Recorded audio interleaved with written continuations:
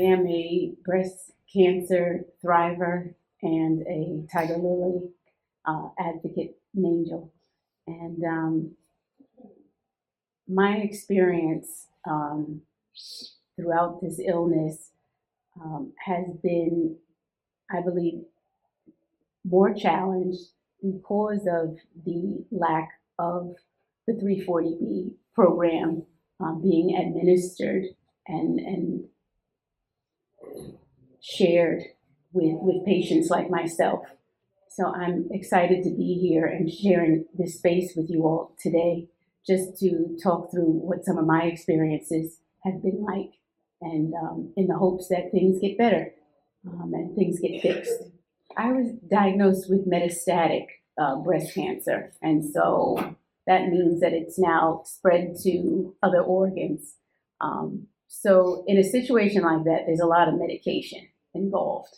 And as Lizzie was saying when she spoke to me about it, and even in listening to Daniel summarize, I was prescribed a medication that was at the price point of $3,000, which was a lot. That was the copay to get this specific medication. So I'm told, go to the pharmacy, pick up your medication, it's $3,000, and I'm depending on disability income. So I'm trying to figure out in my head, okay, how am I going to live? Basic living necessities, paying this amount for this drug. But the even more frustrating part of it was maybe 3 days later, 4 days later, test results come in from a biopsy, and it specifically says, this medication isn't even going to work for you. Discontinue. And the doctor's office will call you and say, okay, stop that and try this. We now have a $30,000 drug that you should be taking. So there are copay programs that are out there that can assist with some of these costs, but it was like a red flag when I heard about 340B. Like, why is it $30,000? I mean, $3,000 was a lot.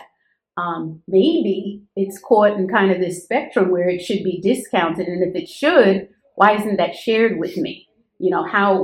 How could I get my hands on it for that cost instead of this cost? So that was one of my experiences with it.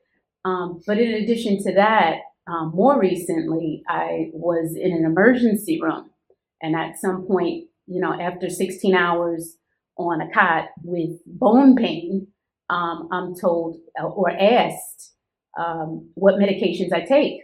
So the nurse records that information down to find out the medication I'm using and goes away. I don't see her for any other hour. She doesn't come back with the medication. She just, I guess, was documenting, recording, curious. I don't know. And thankfully, my daughter was able to bring my medications that I had from home to me. But again, had I known, does the hospital have a pharmacy here? Why could they not offer the medication to me if they're getting a discount for it? Why am I sending, the person that's here with me in the emergency room away, and now I'm here alone? So it's little things like that I feel it's a wonderful program if it's administered correctly, and if people, are aware that it's a resource available to them. I would hope the same way there's that huge collection of information on the portals. You're sharing your family history. You're sharing, every detail of your medical experience. You're giving. There should be a way where at least you get a pop-up that this particular hospital participates in this program. And then to ask. But it's only been through conversation that I've kind of learned, and now I know. And that kind of brings me to my purpose, which is to make other patients aware that things like this exist, that it can help you, that it can offset costs.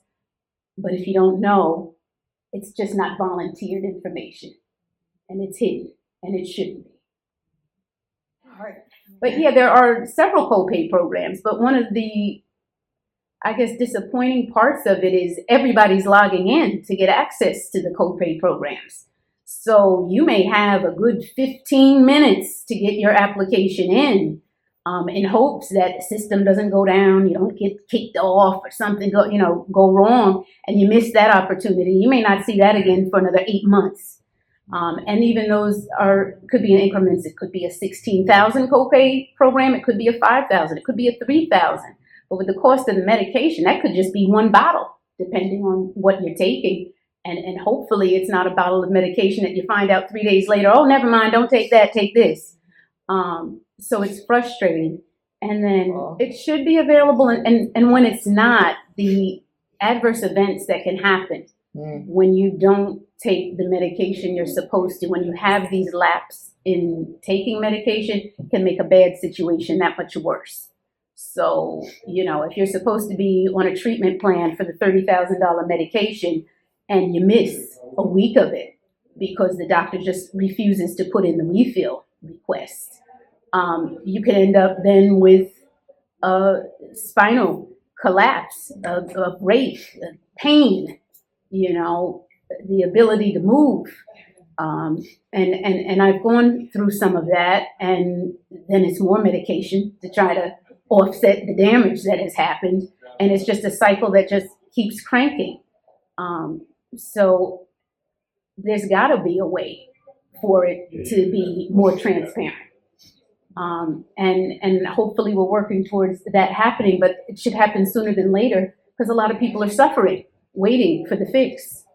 But just to reiterate that it's the delays that can make problems more complicated problems, unnecessarily so.